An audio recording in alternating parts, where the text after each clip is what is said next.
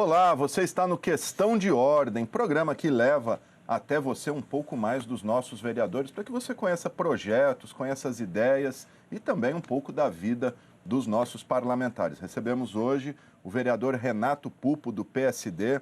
Vereador, obrigado pela presença.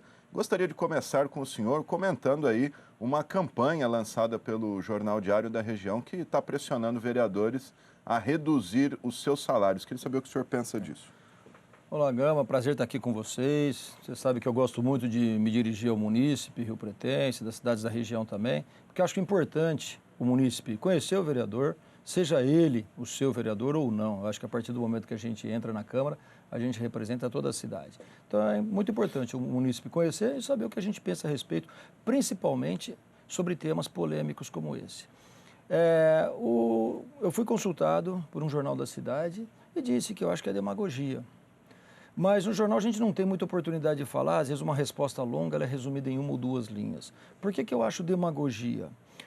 Porque não posso afirmar que isso ocorra em Rio Preto, mas não é novidade para ninguém que em várias cidades do estado de São Paulo, do país, o legislativo ele acaba sendo subserviente ao executivo. Embora a Constituição diga que os poderes são independentes, a gente sabe que isso não ocorre.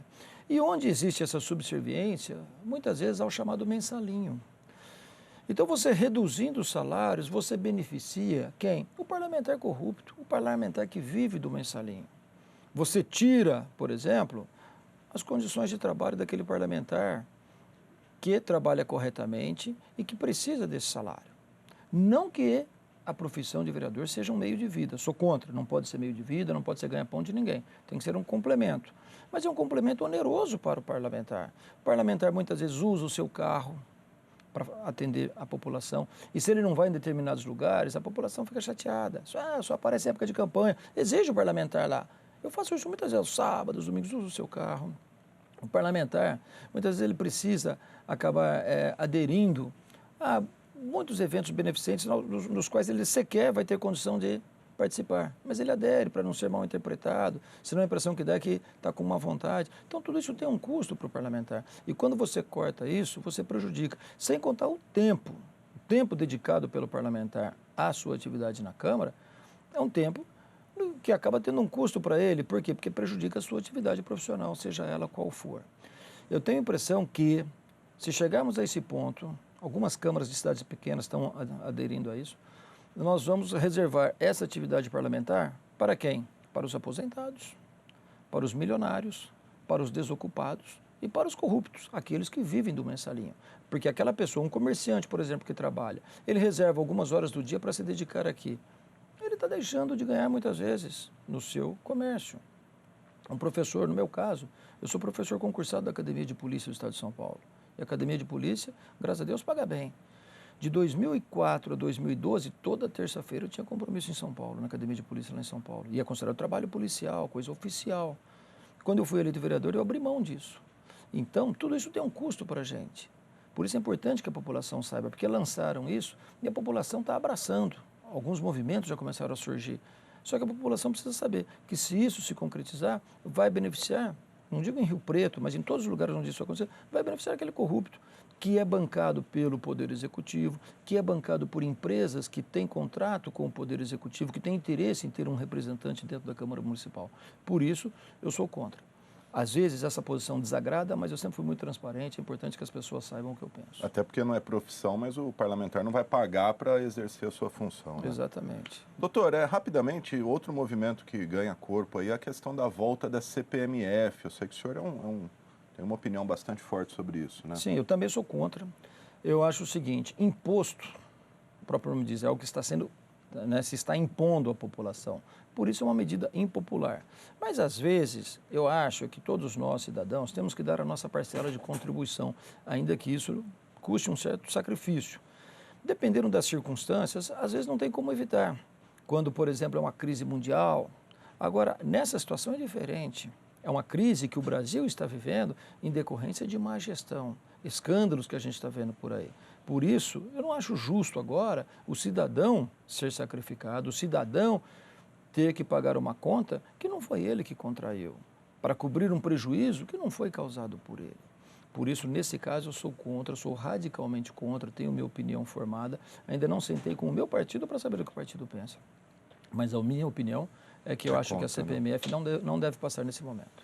Legal. Vamos falar um pouquinho de projetos nossos aqui da casa. O senhor apresentou um projeto, depois daquela discussão dos bancos, questão da segurança, falou-se muito de filmagem, mas acho que o senhor percebeu que não existe uma regra para que o banco guarde essas filmagens por um período, para que, eventualmente, acontecendo alguma coisa, possa se buscar essas imagens. O que é esse projeto exatamente, doutor? Exatamente. Nós achamos aqui nos arquivos da casa uma lei que determina que os bancos tenham câmeras para filmar as ações no interior do banco e nos arredores desses caixas 24 horas. Mas a lei não estipula um prazo de armazenamento dessas imagens. Então, por exemplo, eu como delegado de polícia, muitas vezes a gente oficia ao banco solicitando as imagens e o banco responde dizendo que não tem mais aquelas imagens, porque elas já foram regravadas, reaproveitadas, né? Então, o meu projeto é em cima dessa lei já existente, para que os bancos fiquem agora obrigados a armazenar essas imagens por um prazo de pelo menos 180 dias, tempo suficiente para que a notícia chegue até a delegacia de polícia, para que a delegacia possa requerer as imagens, requisitar as imagens, realizar um exame de degravação e, no caso de haver necessidade após a elaboração do laudo, a confecção do laudo, pedir novamente, porque às vezes você precisa fazer um laudo complementar. Durante a audiência que tivemos aqui, o senhor chegou a falar sobre isso, né? Até falou da dificuldade que os bancos impõem para fornecer essas imagens. Por que os bancos agem dessa maneira? Hoje não mais. Nós tínhamos uma grande dificuldade, sim, com a edição da Lei 12.830 de 2013, que deu poderes requisitórios ao delegado de polícia, porque antes era muita burocracia. O delegado solicitava, o banco se dizia impedido de fornecer, até com medo de gerar para ele alguma responsabilidade. E nós tínhamos que pedir a intercessão do Poder Judiciário, e aí sim o Poder Judiciário requisitava e eles atendiam. Então isso era uma burocracia que tornava mais moroso ainda o processo de investigação. Essa Lei 12.830 de 2013 dá ao delegado de polícia o poder de requisitar diretamente aos bancos. Então esse problema terminou. Mas o problema agora é que os bancos muitas vezes não têm mais a imagem armazenada quando eles recebem a requisição, porque eles armazenam por um prazo ali de 15 dias, pouco mais. Então por isso que eu estou apresentando esse projeto, para obrigar os bancos a ficarem com essa imagem gravada em seus arquivos por pelo menos 180 dias. Legal, importante. Bom, o senhor disse aí que é delegado, né? Recentemente o senhor mandou alguns requerimentos, tanto para o governador quanto para o presidente da Assembleia, tratando de uma lei, o decreto 61.466. O senhor aponta até um risco aí de solução de continuidade no trabalho da polícia. O que é exatamente esse decreto, Exatamente. doutor? Esse decreto, 61466, do governador Geraldo Alckmin, é um decreto de contingenciamento. Então ele está, obviamente, o que se esperava dele nesse momento, enxugando despesas do governo. Mas, ao fazê-lo, ele está temporariamente interrompendo qualquer tipo de contratação, inclusive de concursados já aprovados, que são remanescentes dos últimos concursos. E esse decreto é para que ele reveja essa posição, pelo menos no tocante à segurança pública. Nós sabemos que outros segmentos, como saúde e educação, também precisam, mas eu especifiquei aqui a segurança pública, que é um campo que eu conheço bem, um campo no qual eu atuo como profissional. Segurança pública carece demais de recursos humanos. Nós estamos tendo muita aposentadoria sem reposição. Então, enquanto a população está crescendo, os problemas aumentando na mesma proporção, a polícia está diminuindo. Isso é muito perigoso, é temeroso. E nós, policiais, gostamos de servir bem a população. Para isso, nós gostamos de trabalhar com condições, no mínimo, razoáveis. Então, esse decreto é para que ele reveja. Nós fizemos esse decreto, esse requerimento endereçado ao governador e também um requerimento endereçado ao deputado Fernando Capês, um amigo pessoal, pessoa bastante interessada aos assuntos de segurança. Como o deputado Fernando Capês é o atual presidente da Assembleia Legislativa, nós fizemos um requerimento dirigido a ele também, para que ele interceda, faça gestões junto ao governador, tentando demovê-lo dessa ideia de não mais chamar policiais aprovados em concurso para os próximos meses. Sem dúvida. Bom, senhor, é um assunto que o senhor tem sempre abordado nas sessões aí, vamos dizer, o quase sucateamento das polícias, né? Doutor, ainda na área de segurança, o senhor conseguiu aprovar recentemente, inclusive sancionada a lei, aquele projeto que obriga a exibição de vídeos educativos antidrogas durante shows, espetáculos, enfim. Vai pegar isso? Vamos conseguir fazer cumprir essa lei? Precisa, né? No Brasil nós temos aquelas leis que, usando um termo que você usou, não pegam. Aí depende muito do Poder Executivo fiscalizar. Na última conversa nossa, na última visita minha aqui na TV Câmara, esse projeto estava em tramitação e ele foi abordado. Depois eu recebi muitos cumprimentos por causa disso. Porque droga hoje é o grande medo de todo mundo. A criminalidade está crescendo, claro que em decorrência de uma conjunção de fatores. A gente não pode atribuir isso a uma causa única. Mas não há dúvida de que a droga é uma das grandes causas, uma das grandes responsáveis por isso. E tem esse projeto para fazer esse vídeo, é um vídeo educativo. Da mesma forma que eu recebi cumprimentos, eu recebi críticas também. Tem gente que acha que o momento é inadequado porque quem está no show não está preocupado com o teor de um vídeo desse. Mas um show para 1.000 pessoas, por exemplo, que você atinja 10% dessas pessoas, são 100. Já é alguma coisa. Se você atingir um número até menor, já é alguma coisa. É melhor isso do que nada, do que deixar como está, ficar de braços cruzados, todo mundo reclamando. Então é uma tentativa. Esse projeto foi aprovado, já foi sancionado pelo prefeito municipal, então agora é lei. Né? Depende agora dos órgãos encarregados da fiscalização, a exigência disso. Inclusive, essa lei, ela vincula, inclusive, a expedição de alvará para a realização do evento. Então, acho que já começa bem. Esse vídeo ele poderia ser padrão, ser feito uma vez e exibido em todos? Cada organizador tem que fazer? Como é que... A lei dá liberdade ao organizador, mas ela estipula algumas coisas. Então, por exemplo, tem que ser abordado os malefícios da droga, os riscos da droga, o poder causador de dependência química que a droga provoca, né? Então, são algumas diretrizes, mas fica a critério do organizador do evento, desde que ele aborde todos esses pontos. Sem dúvida.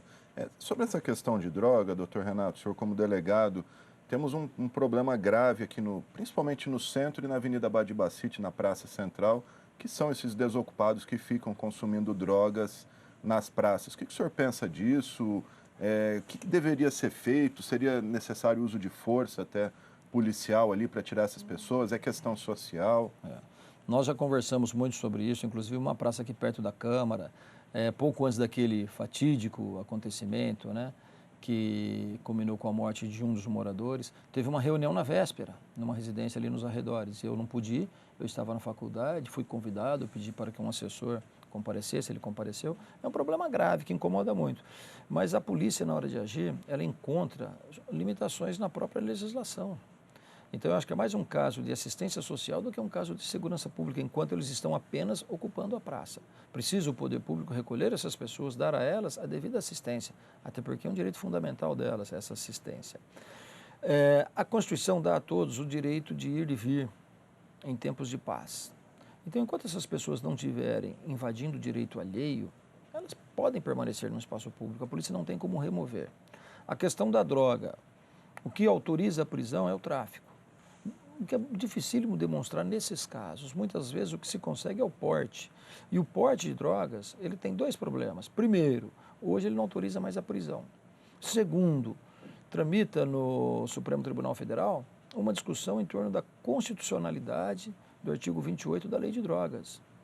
A maioria que se manifestou até agora acha que é inconstitucional você punir pelo simples porte. Então fica difícil a polícia agir nesses casos. Por isso eu repito, é mais um caso de assistência social. Tá certo. Eu peço licença ao doutor Renato, nós temos um rápido intervalo e já voltamos.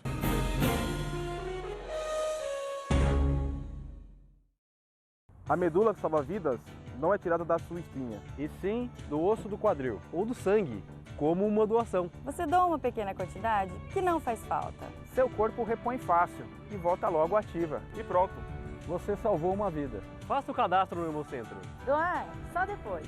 Quando houver alguém compatível. Junte-se a nós na batalha pela vida.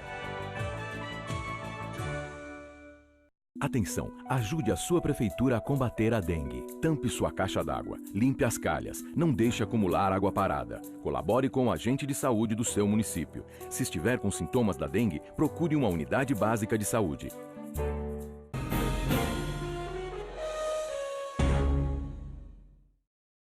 Estamos de volta com o Questão de Ordem, que hoje tem a participação do vereador Renato Pupo, do PSD, o vereador que é delegado. E até sobre isso, doutor Renato, queria abordar com o senhor a situação do Instituto Médico Legal de Rio Preto. Recentemente tivemos aí a notícia de que, por falta de mão de obra, inclusive, o IML fecharia à noite. O que pode ser feito, doutor, O que o senhor poderia fazer, inclusive, como delegado? Isso está diretamente relacionado àquilo que nós tratamos no primeiro bloco, a redução do efetivo. O IML sofre o mesmo problema que a Polícia Civil sofre, a carência de recursos humanos. Então, o então diretor já caiu por causa dessa decisão, ele tomou essa decisão, uma decisão polêmica, mas eu compreendo o lado dele. Polêmica porque a família que perde um ente querido quer uma solução rápida, quer uma liberação rápida do corpo do falecido. Mas o IML não pode fazer milagres também.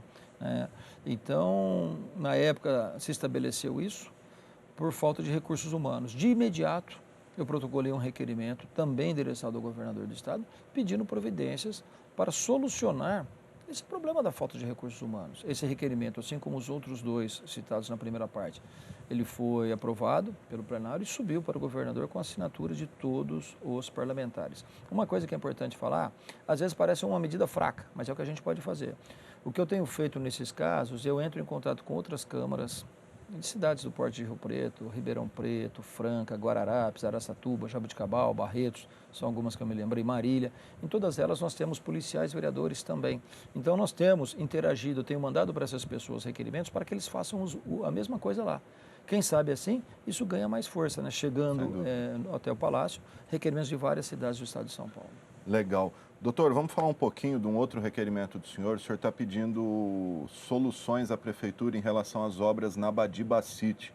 Parece que a interrupção ali por conta das obras anti-enchente já passou dos limites, na opinião dos comerciantes que estão ali, que estão sendo muito prejudicados, né? Exatamente. A gente sabe que é uma necessidade e às vezes uma obra necessária, ela causa um certo transtorno e é preciso um pouco de compreensão das pessoas. Mas, usando uma expressão sua aí, isso já passou dos limites. Então, os comerciantes estão sendo atingidos de forma bastante intensa, lucro comprometido, alguns falando até em fechar as portas. Então, isso é ruim não só para o comerciante, é ruim para o município, que deixa de arrecadar, por exemplo, com impostos. É um comerciante a menos que gera emprego, dependendo do comércio, 5, 6 empregos, outros já geram dezenas de empregos. Então, isso é preocupante. Eu fui procurado por esses comerciantes e estou pedindo providências do prefeito para que ele adote uma sistemática mais inteligente, porque tem que interditar alguns trechos, mas que faça um rodízio de modo a permitir que o comerciante fique ali com um pouquinho mais de visibilidade, porque da forma como está sendo feita, não passa veículo na frente do comércio, sem contar os tapumes, que inclusive tapam toda a fachada do comércio. Sem dúvida. E pelo jeito vai longe. O secretário disse recentemente que o de obras, que pelo menos mais um ano essa obra. Como eu falei, a obra é uma necessidade, então que dure um ano, mas que seja adotado um critério, uma sistemática, como eu disse, mais inteligente, que aproveite melhor o espaço e que só interdite aquilo que for realmente necessário. Até por conta dessa quantidade de obras na cidade, o prefeito Valdomiro tem dito que são essas obras as culpadas por buracos na cidade, trânsito de caminhões pesados. Dá para levar a sério isso? O que o senhor acha dos buracos que tomam conta de Rio Preto? Não posso concordar com isso. Rio Preto é uma cidade esburacada, isso é lamentável. A gente vê com uma certa frequência notícias de pessoas se acidentando. Vocês devem acompanhar pela mídia e eu, além da mídia, tenho acesso a boletins de ocorrência. Pessoas se acidentando por causa de buraco. Às vezes a gente vê notícias, inclusive, de sentenças que condenam a municipalidade a indenizar esses acidentados. Então nós temos o problema do prejuízo para o município e o problema mais grave que é a segurança do munícipe. Alguns buracos obrigam o munícipe a mudar a sua trajetória. E quando isso ocorre em via de duas mãos, é um perigo, porque coloca em risco esse condutor que está mudando e o condutor que vem no sentido contrário. Pode ocorrer uma colisão frontal ali. Não acredito, isso para mim é consequência da péssima qualidade utilizada no passado para se tapar esses buracos. Muitos foram tapados e já foram reabertos. Muito buraco reabre do nada, né? Do nada. O que o senhor acha que deveria ser feito? Um recapeamento em massa da cidade? Ou apenas melhorar a qualidade do serviço já resultaria? O recapeamento em massa, lógico, que solucionaria, mas a gente sabe da inviabilidade disso. Mas o que deve ser feito é, na tapagem de buraco, usar um material compatível, porque senão, nas primeiras chuvas, ele vai reabrir. Então tem que usar um material de alta qualidade. Sem dúvida. Falar um pouquinho de questão de ônibus, doutor. O senhor pediu estudos aí para que sejam implantados, pelo menos nos mini terminais, nos pontos de maior movimento, câmeras de vigilância. Por quê? Exatamente, porque muitas pessoas são vítimas de assalto a mão armada, arma de fogo ou às vezes uma faca, o que é mais comum, no ponto de ônibus, nas primeiras horas do dia, enquanto essas pessoas aguardam a chegada do ônibus, ou já no início da noite, quando elas desembarcam. Esses pontos de ônibus, principalmente aqueles que ficam em locais ermos, eles têm sido um ponto frequente. E a polícia tem feito a sua parte, com rondas, prisões, mas o que nós dissemos no início, aqui eu vou ter que repetir, o efetivo da polícia é insuficiente para atender toda essa demanda, então nós temos que adotar outras estratégias e acredito que as câmeras seriam um grande instrumento de combate à criminalidade. Como é que está aquela questão daquela gangue ou gangues de rolezinho que principalmente ataca pessoas que estão com celular? Isso... Foi identificado essas pessoas? O senhor sabe como é que está? Sim, nós identificamos vários, muitos deles eram adolescentes. Com a ajuda do doutor Evandro Pelarim, nós conseguimos a apreensão de vários desses menores, porque o ECA autoriza a apreensão nos crimes praticados com violência ou grave ameaça à pessoa. E como nesses casos a violência se fazia presente, nós conseguimos até mesmo a apreensão e internação de alguns desses adolescentes. Isso deu uma diminuída. O problema agora está nos ônibus. Legal. Asfaltamento da João Vicente Aiello, o senhor fez esse requerimento ao prefeito? Sim, é uma luta antiga minha, fiz indicação, fiz requerimento, visitei algumas secretarias aqui da municipalidade. Ali é uma estrada de terra muito importante, usada pelos trabalhadores do Distrito Industrial, que vão para a região norte da cidade. E na época a informação que eu tive é que não se poderia asfaltar sem autorização da ALL por causa da estrada de ferro. Mas depois eu me aprofundei nas pesquisas e realmente, num trecho que antes era de 6 metros, agora aumentou para 13 ou 15 metros, não se pode asfaltar sem autorização da ALL. Mas nada impede que o município leve o asfalto até o início dessa distância. E aquela diferença pode ser preenchida com cascalho, por exemplo. Então ameniza o problema. Então o município tem sim condições de resolver esse problema. Eu estou pegando muito no pé, tenho feito visitas lá na região e tenho conversado aqui nas secretarias para a gente ver se a gente resolve isso logo. Outra bandeira do senhor é a questão do córrego Cobertinho, né? Um problema antigo ali que parece cada vez piorando em vez de melhorar. O que acontece ali, doutor? Ali é um problema sério, uma erosão imensa no córrego Cobertinho, inclusive veículo que era produto de furto foi jogado lá, foi descartado lá. Então imagina o tamanho da erosão. Peguei muito no pé, essa enfim está sendo reparada. Eu atribuo isso à nossa luta, posso dizer que essa é mais uma de nossas conquistas como vereador aqui. Maravilha. Bom, doutor, estamos chegando ao final do nosso programa. Eu queria aproveitar esse trechinho, falar um pouquinho. A gente tem apresentado os vereadores para os nossos telespectadores, porque muitas vezes o pessoal, o munícipe, conhece o vereador só do trabalho dele como vereador. Queria que o senhor falasse um pouquinho da sua trajetória profissional, pessoal, como que o senhor entrou na política. Enfim, fica à vontade para se apresentar ao nosso telespectador. Bom, para quem não sabe, eu sou delegado de polícia, concursado há 23 anos. Sou daqui de Rio Preto, mas iniciei minha carreira fora, como ocorre com todo mundo que passa no concurso. Retornei para Rio Preto em 2000, passei no concurso em 92, em 2000 já estava de volta em Rio Preto e aqui estou até hoje. Adoro o que eu faço, adoro combater a criminalidade, ajudar as pessoas. Hoje, às 8 horas da manhã, eu estava numa escola estadual fazendo palestra sobre isso. E também sou professor universitário, desde 99, portanto, há 16 anos, leciono na Faculdade de Direito da Unip, é outra paixão minha. Por uma questão de cidadania, eu tenho um interesse despertado pela política desde a minha adolescência. Isso, à medida que eu fui amadurecendo, esse interesse foi aumentando. Eu não falo gosto, eu falo interesse. Eu costumo dizer que política você não precisa gostar, mas tem que se interessar, porque tudo na vida da gente está relacionado com política. Hoje, por exemplo, nós falamos de CPMF, relacionado com política. Até criminalidade, segurança, saúde, educação, tudo está relacionado com política.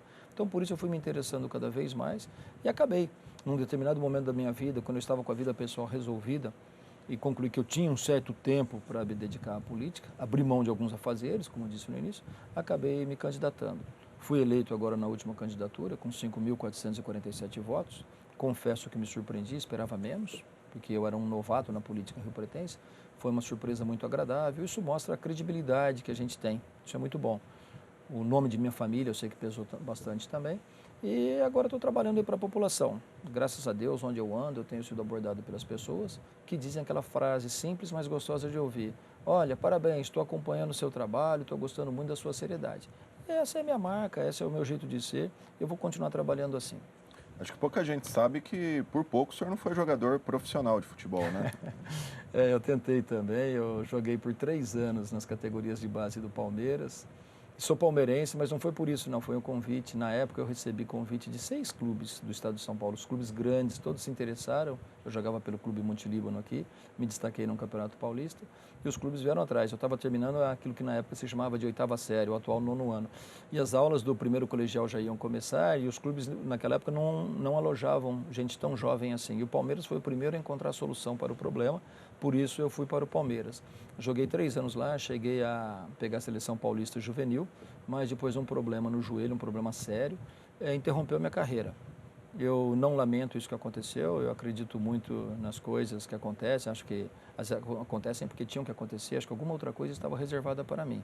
Quem sabe a política, né? Acho que talvez eu seja mais útil aqui na política, combatendo a corrupção, combatendo as coisas erradas, do que como um jogador de futebol, apenas proporcionando lazer para as pessoas.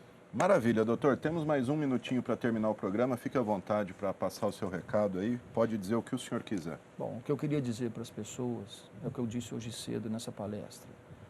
Acompanhe de perto tudo o que acontece na política. Goste ou não, é importante que vocês se interessem pela política, porque a política interfere na vida de todos nós, de todos vocês. Então é importante que vocês acompanhem, saibam o dia a dia da política de sua cidade, do seu estado, porque na hora de escolher o seu representante, você tem que conhecê-lo bem. Então você precisa, não adianta, chega na época da eleição, a pessoa olha para o candidato e presta atenção nas suas promessas. Eu costumo dizer que isso não é suficiente. Na hora de escolher o seu candidato, em vez de olhar para frente, olhe para trás. Não olhe naquilo que ele diz que vai fazer, olhe naquilo que ele fez. Conheça a sua história para saber se ele merece crédito, se ele merece a sua confiança ou não. E vem aqui na Câmara, acompanhe o trabalho dos vereadores aqui, inclusive agora, no canal aberto. Doutor Renato, muito obrigado pela sua participação, pela sua presença, pelas suas ideias aqui com a gente. Obrigado a você, telespectador da TV Câmara. Um grande abraço e até a próxima.